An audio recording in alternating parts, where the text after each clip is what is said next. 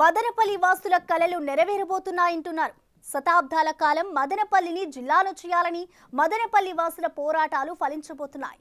గత ప్రభుత్వం కక్ష సాధింపు వల్ల మదనపల్లి జిల్లా కాలేకపోయిందని మదనపల్లి మెజారిటీ వాసుల అభిప్రాయం. అయితే తాజాగా జిల్లా ప్రభుత్వం జిల్లాల పునర్వ్యవస్థీకరణపై చర్యలు తీసుకుంటున్న నేపథ్యంలో మదనపల్లి వాసుల కలలు ఫలించబోతున్నాయని అంటున్నారు. దాంతో పాటు రాయచోటి నుంచి జిల్లా కేంద్రం రాజంపేటకు తరలిపోతుందనే ప్రచారం జరుగుతోంది. మొత్తం మీద మదనపల్లి జిల్లా కేంద్రం వేస్తామన్న టీటీడీ అధినేత చంద్రబాబు ముఖ్యమంత్రిగా తన హామీని నెరవేర్చుకుంటారని అక్కడి జనం హర్షం వ్యక్తం చేస్తున్నారు. ఆంధ్రప్రదేశ్లో కూటమి ప్రభుత్వం కొత్త జిల్లాల ఏర్పాటు, జిల్లాల సరిహద్దులు, పేర్ల మార్పు, మండలాల మార్పులు, చేర్పులపై కసరత్తు చేస్తోంది. ఇటీవల 7 మంత్రులతో మంత్రివర్గ ఉపసంఘాన్ని కూడా ఏర్పాటు చేసింది. ఈ కమిటీలో అనగాని సత్యప్రసాద్, నిమ్మల రామానాయుడు, నాదెండ్ల మనోహర్, సత్యకుమార్ యాదవ్, పి నారాయణ, వంగలపూడి అనిత, బీసీ జనార్దన్ రెడ్డిలు సభ్యులుగా ఉన్నారు. తాజాగా కేబినెట్ భేటీలో జిల్లాలకు సంబంధించిన అంశాలన్నీ చంద్రబాబు ప్రస్తావించారు. ఈ మేరకు వెంటనే నివేదిక ఇవ్వాలని ఆ కేబినెట్ సబ్ కమిటీని ముఖ్యమంత్రి చంద్రబాబు నాయుడు ఆదేశించారు. దీంతో ఉమ్మడి చిత్తూరు జిల్లాలో ఎన్నో ఏళ్లుగా ఉన్న డిమాండ్లు తెరపైకి వస్తున్నాయి. ముఖ్యంగా ఎన్నికల సమయంలో కూటమి ప్రభుత్వం ఇచ్చిన హామీలు రెండూ కూడా సులువుగా అమలయ్యే అవకాశాలు ఉన్నాయని లెక్కలు వేస్తున్నారు జిల్లావాసులు. గతంలో మదనపల్లి జిల్లా కోసం పెద్ద ఎత్తున ధర్నాలు, నిరసనలు సాగాయి. వైసీపీ ప్రభుత్వం మాత్రం రాజంపేట పార్లమెంట్ పరిధిలోని 7 అసెంబ్లీ నియోజకవర్గాలు ఉండగా 6 అసెంబ్లీలను కలిపి అన్నమయ్య జిల్లాగా ప్రకటించి రాయచోటిని జిల్లా కేంద్రంగా నోటిఫికేషన్ జారీ చేసింది. ఉమ్మడి చిత్తూరు జిల్లాలోని పుంగనూరు, మదనపల్లి, తంబళ్లపల్లి, పీలేరు నియోజకవర్గాలు రాజంపేట పార్లమెంటు పరిధిలో ఉండగా పుంగనూరును చిత్తూరు జిల్లాలోనే కొనసాగించింది. మిగతా 3 నియోజకవర్గాలను అన్నమయ్య జిల్లాలో పరిధిలో ఉంచింది.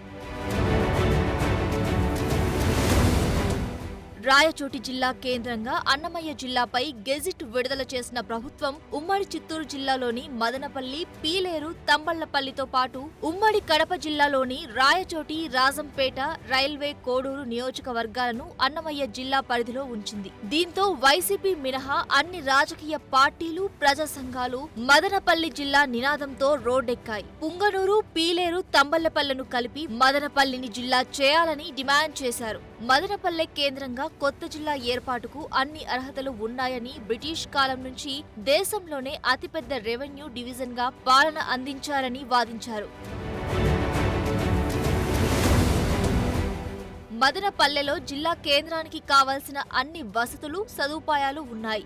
200 ఏళ్లకు పైగా చరిత్ర ఉన్న మదనపల్లెలో ప్రతిష్టాత్మక జిడ్డు కృష్ణమూర్తి నెలకొల్పిన రిషివ్యాలీ, టీబీ చికిత్సకు Arogyavaram medical centre, Andhra Ooty, Horsley hills, లక్షలాది మందికి విద్యాబుద్ధులు నేర్పిన బీటీ కళాశాల ఉన్నాయని వివిధ రాజకీయ పార్టీలు, ప్రజలు పెద్ద ఎత్తున ధర్నాలు చేపట్టారు. అయినప్పటికీ గత ప్రభుత్వం ప్రజల విజ్ఞప్తులను తోసిపుచ్చింది. అప్పట్లో దీనికి కారణము కేవలం సామాజిక సమీకరణలతోనే మదనపల్లిని జిల్లా కేంద్రం చేయకుండా జిల్లాకు చెందిన అగ్రనేత అడ్డుకున్నారని విమర్శలు వచ్చాయి. మదనపల్లి జిల్లా కేంద్రం అయితే అన్నమయ్య జిల్లా కేంద్రం రాయచోటి నుంచి రాజంపేటకు జిల్లా కేంద్రం మారుస్తారని రాజంపేట వాసులు అంటున్నారు. ముఖ్యంగా రైల్వే కోడూరు నియోజకవర్గానికి చెందిన వారు జిల్లా కేంద్రం రాయచోటికి వెళ్లాలంటే తిరుపతికి వచ్చి వెళ్లాల్సి ఉంది. దీంతో రాయచోటి నుంచి రాజంపేటకు మార్చి రాజంపేట, రైల్వే కోడూరు, రాయచోటి, బద్వేలు నియోజకవర్గాలతో కొత్త జిల్లా ఏర్పడుతుందని అంటున్నారు. మొత్తం మీద దీనిపై రాజంపేట వాసులు చాలా ఆశలే పెట్టుకున్నారు. కొత్త జిల్లాల ఏర్పాటుపై కూటమి పక్షాలు ఎన్నికల సమయంలో హామీ ఇచ్చాయి. మదనపల్లిని జిల్లాగా ఏర్పాటు చేస్తామని ప్రకటించడంతో ఇప్పుడు ఆ దిశగా ప్రయత్నాలు కూడా జరుగుతున్నాయంట. పుంగనూరు నియోజకవర్గంలోని 5 మండలాలను మదనపల్లె రెవెన్యూ సబ్ డివిజన్లో కలుపుతూ ఇటీవల రెవెన్యూ శాఖ పెట్టిన ప్రతిపాదన మేరకు మండలాలను విభజిస్తూ ప్రాథమిక నోటిఫికేషన్ జారీ చేసేందుకు రాష్ట్ర కేబినెట్ ఆమోదం తెలిపింది. దీంతో మదనపల్లి జిల్లా ఏర్పడే అవకాశాలు 100% ఉన్నాయని అంటున్నారు కూటమి నేతలు. ఇక ఎన్నికల సమయంలో చిత్తూరులో ఉన్న నగరి, నిండ్రా, విజయపురం మండలాలను కూడా తిరుపతి జిల్లాలోనే కలిపేస్తామని ఎన్నికల సమయంలో చంద్రబాబు హామీ ఇచ్చారు.